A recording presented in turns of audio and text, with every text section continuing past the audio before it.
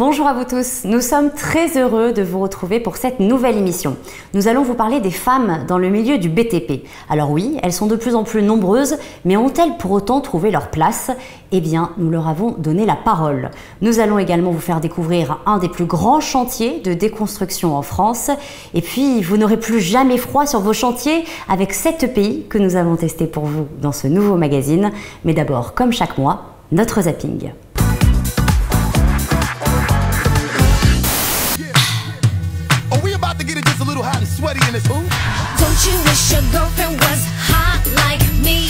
Quand le bâtiment va, on connaît la maxime, et bien là, il ne va pas. Le nombre de permis de construire a fortement ralenti l'an dernier. Mais pour reprendre une expression populaire, le logement, ça rapporte un pognon de dingue. Quand le bâtiment va, tout va, tout va, on entend chanter les villes et les campagnes. La loi Elan aura un effet dans 3, 4 ou 5 ans.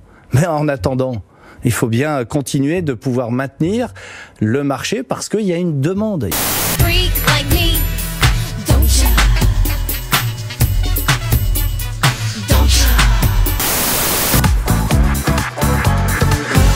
C'était il y a une quinzaine de jours, nous célébrions la Journée internationale des droits des femmes. Alors à cette occasion, notre groupe, le groupe Cayola, qui est dirigé d'ailleurs par une femme, Florence Cayola, depuis plus de 30 ans, nous avons décidé de mettre les femmes à l'honneur.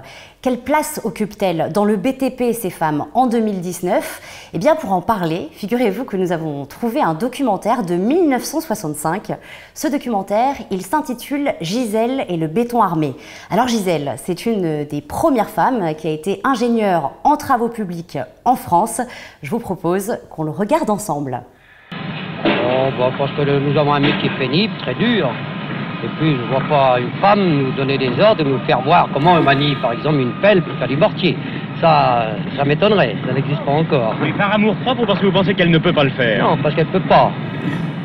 J'en ai vu, j'ai même travaillé avec une femme architecte. Un des premiers bâtiments que j'ai fait, c'était une femme architecte. C'était très dur.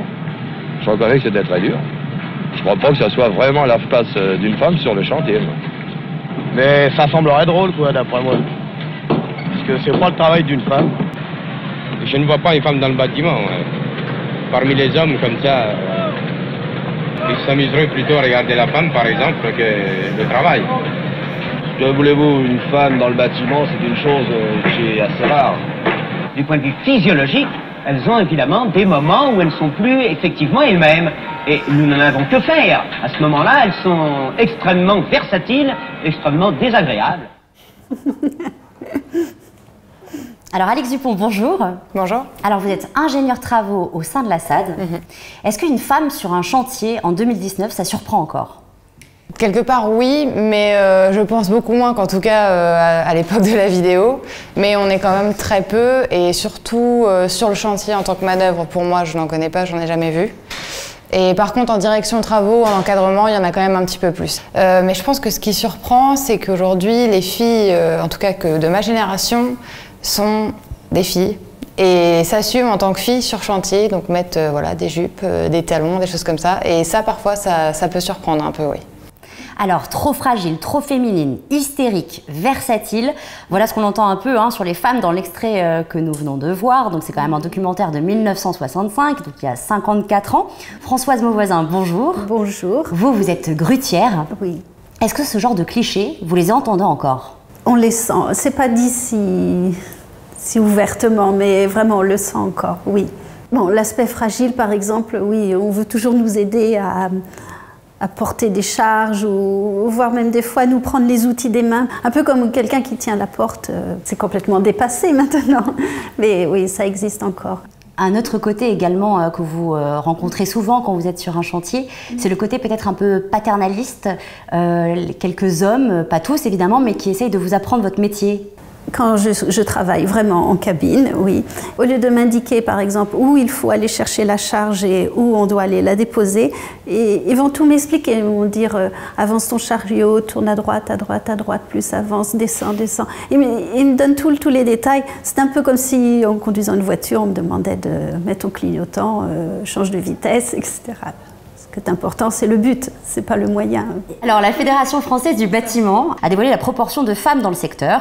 Elle était de 8,6% en 2000, elle est désormais de 12,3%, donc il y a une nette augmentation. Alex Dupont, est-ce que sur le chantier, vous sentez quand même une différence d'attitude entre la nouvelle génération et les professionnels confirmés ? Alors, moi, j'ai tout de suite trouvé que c'était plus facile de se faire accepter de l'ancienne génération parce que je pense qu'ils n'ont rien à prouver et que justement, ils ont tout à apprendre et que peut-être eux sont contents de voir que les choses changent. La nouvelle génération, il y a quelque chose un peu, je pense, de l'âge en fait. Voilà, on a le même âge, pourquoi c'est toi qui commandes, entre guillemets. Et après, je trouve qu'il y a quelque chose, il y a le chantier et puis il y a le maître d'œuvre et le maître d'ouvrage. Donc, ils sont d'autres intervenants du chantier et eux, c'est pareil, c'est comment dire bonjour. Comment appréhender le fait que je sois une fille et que du coup entre mecs on se serre la main, c'est normal, et puis entre filles moi je fais la bise aux gens que je connais bien et puis du coup faut que je fasse la bise et puis après je lui serre la main puis après je lui fais la bise. C'est un peu difficile. Alors 0,4%, c'est la proportion de femmes qui sont conductrices d'engins en France, c'est très très peu. On a donc vraiment beaucoup de chance de vous avoir avec nous, Françoise Mauvoisin, puisque vous faites partie de cette proportion comme vous êtes grutière. Pourquoi vous avez choisi ce métier ? Pour moi, il s'agit d'une reconversion, donc ça fait 5 ans que je fais ça. Avant, je faisais un autre métier. Vous étiez... J'étais professeur en lycée de sciences physiques. Et alors, j'ai choisi celui-ci parce que c'est un métier passionnant. On a besoin de grande sensibilité parce que c'est un métier qui demande un éveil de tous les sens. Il faut avoir une bonne vue, une bonne ouïe, le sens de l'équilibre, du relationnel et des responsabilités importantes. Je voulais justement des responsabilités, mais pas d'encadrement. Bon, moi j'aime beaucoup mon métier. C'est un métier sensationnel, mais j'aime bien. Alex Dupont, c'est encore difficile lorsqu'on est une femme et qu'on arrive sur un chantier de manager une équipe. Est-ce que par exemple vous avez trouvé des codes, des manières de vous adresser à différentes personnes ? J'ai jamais eu de problème particulier. Mais je pense que c'est dû au fait que tout l'encadrement respecte le fait que je sois une femme quelque part et que je fais partie de l'équipe et que je suis pas différente. J'ai jamais ressenti ça. Et du coup, comme mon conducteur de travaux, mon chef de chantier ne fait pas du tout ressortir ça, pour les gars, je suis pareil. La seule fois où il m'est arrivé quelque chose, c'est avec quelqu'un d'assez jeune. Et je passais sur le chantier, j'étais encore en alternance. Et puis, il voulait m'adresser la parole et il m'a appelée femme. Alors la première fois, je me suis dit, je vais pas réagir, c'est pas grave, je vais laisser. Et en fait, le lendemain, il a refait la même chose. Et du coup, c'est là où je me suis retournée, je lui ai dit, mais tu sais, moi c'est Alix. Machin, tu l'appelles machin, donc moi ce sera Alix, sinon c'est pas la peine de me parler. Mais très calmement en fait, et depuis, j'ai plus eu de soucis. Mais je crois que c'était la seule fois finalement où j'ai dû redire quelque chose après quelqu'un. Merci beaucoup Françoise Mauvoisin, merci beaucoup Alex Dupont, merci à toutes les deux de vous être déplacées ici dans nos studios à Louvciennes. Et puis nous aussi, on a notre femme de terrain, Charlotte Divet. Et d'ailleurs, on la retrouve tout de suite, elle est à Dunkerque. Bonjour à tous, bienvenue dans le Nord. Non, je ne suis pas venue participer au carnaval de Dunkerque. Si je suis ici aujourd'hui, c'est pour vous expliquer comment le digital contribue à dépolluer et déconstruire le site de l'ancienne raffinerie de Dunkerque. Pour y parvenir, Colas mise sur le BIM, c'est-à-dire la modélisation des données du bâtiment. Pour mieux comprendre, suivez-moi, mais faites bien attention car le sous-sol du site renferme de nombreux obus. Et ce n'est pas une blague.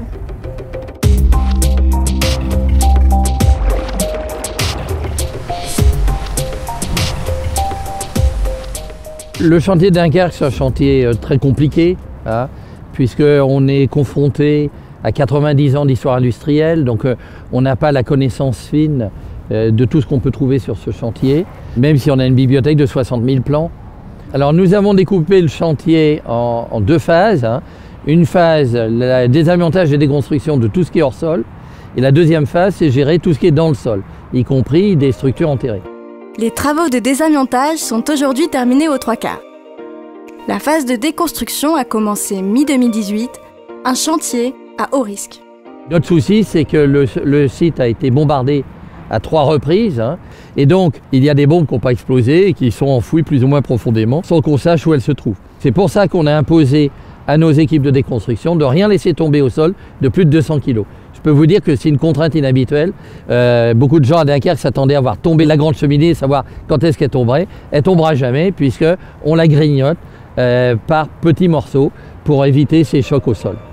Tout au long du chantier, Colas s'appuie sur le BIM. À noter, un usage inédit de l'outil pour modéliser les sous-sols. En un temps record, on a pu saisir et trier les 60 000 plans qu'on avait. On a pu rentrer toutes les données de sondage, de polluants qu'on avait, des carottages pour savoir où était la nappe, les natures de sol, etc.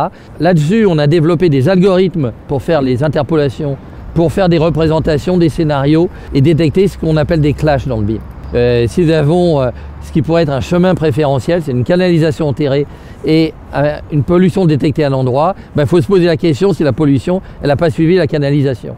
Et donc l'outil de clash du BIM qui détecte des incompatibilités, on lui dit canalisation plus pollution, alerte-nous. Ça nous alerte et on dit on va faire un carottage supplémentaire dans la direction de la canalisation parce que là il pourrait y avoir de la pollution supplémentaire. Donc on utilise l'intelligence du BIM pour des usages nouveaux.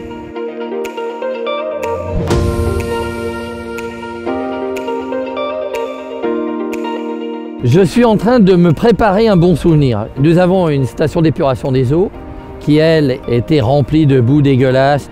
On a nettoyé tout le système de drainage, on a vidangé un bassin tampon et aujourd'hui, tout ce réseau de drainage est suffisamment nettoyé pour que l'eau qui arrive à la station d'épuration soit suffisamment propre déjà pour satisfaire les normes de rejet dans le port.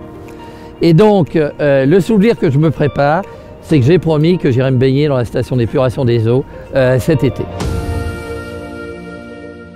Eh bien, bonne baignade. Et puis nous, allez, de notre côté, on vous rassure, malgré la particularité de ce chantier, eh bien, elle a survécu, puisqu'elle est parmi nous. Bonjour Charlotte. Bonjour Caroline. Alors Charlotte, quelques informations supplémentaires peut-être sur ce chantier que tu viens de nous faire découvrir.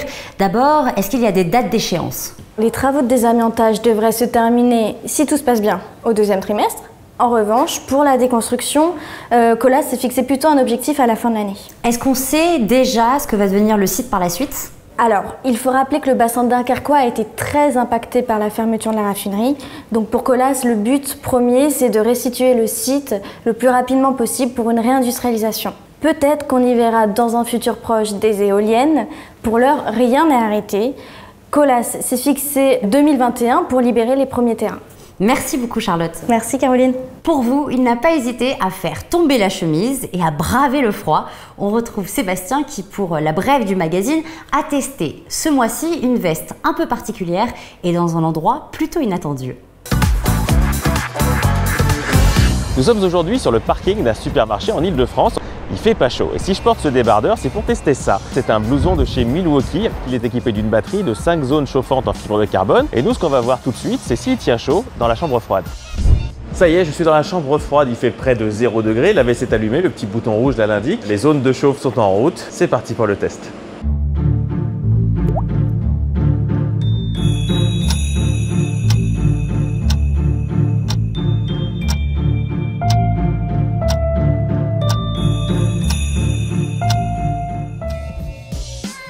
Après de trop longues minutes passées dans le froid, il fait au moins 8000. Le test est concluant, la veste est efficace, elle est confortable, la batterie située sur le côté permet de s'asseoir sans avoir mal au dos, sans la prendre dans le dos. J'ai fini par allumer également les poches parce que je commençais vraiment à avoir froid aux doigts. Bref, c'est une veste qui pourra très bien convenir sur les chantiers en hiver. Une dernière chose peut-être pour les ingénieurs chez Milwaukee, est-ce qu'il serait possible également d'avoir le pantalon et les chaussures chauffantes? Sébastien qui nous rejoint tout de suite sur le plateau. Bonjour Sébastien. Bonjour Caroline. Bon, alors cette veste, moi aussi je l'ai essayée. Oui. Franchement, là, il fait extrêmement chaud à l'intérieur. Ouais. On l'enlève, je pense. Hein. Alors toi, cette veste, tu l'as essayée pendant une semaine. Effectivement. Ton verdict, efficace ou inefficace? Plutôt efficace, voire très efficace. Au-delà de la chambre froide, je suis aussi allé la tester sur le terrain, sur un chantier de nuit. Il faisait pas chaud, mais je pense que j'étais le seul à pas souffrir du froid.